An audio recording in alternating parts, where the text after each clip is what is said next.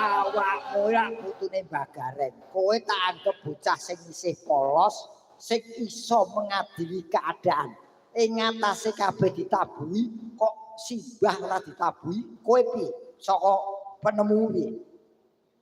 Nggih mboten napa-napa ta? Mbok Ya semua orang mempunyai hak.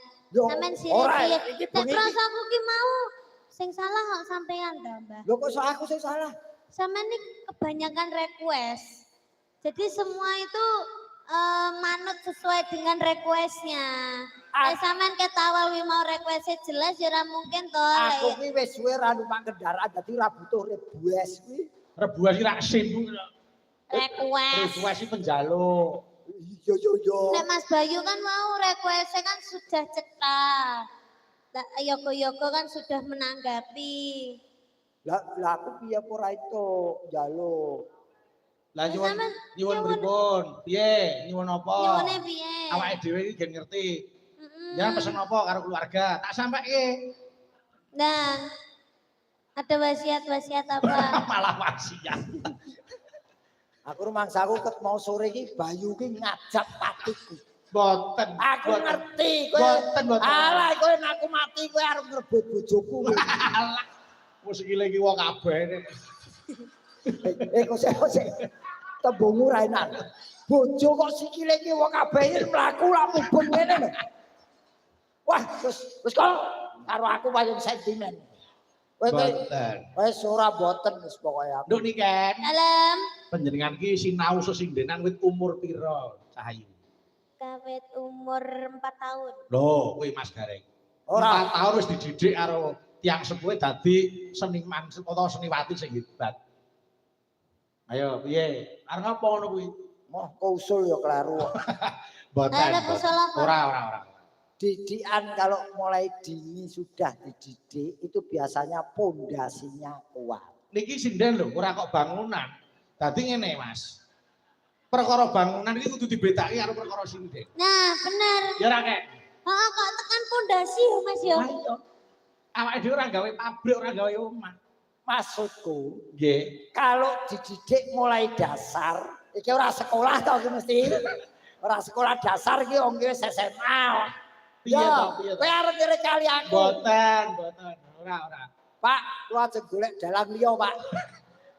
Mriki sing enten wayangan pundi? Jogo nek layar kan lho. Wayangan kok layar. Kan nek wayange lho digelar ki wonten ing kene lho. Aku karo ngandani. Ya wis mangandani. Pinter Joro Langit kalau tidak disandingkan dengan norma etika ora ana gunane. Nggih. Nah, mula contohnen bae. Nah, bae ditonyo. Piye ta? Nggih ditunjuk saiki. Contoh ya. Dicontoh. Iya, dicontoh.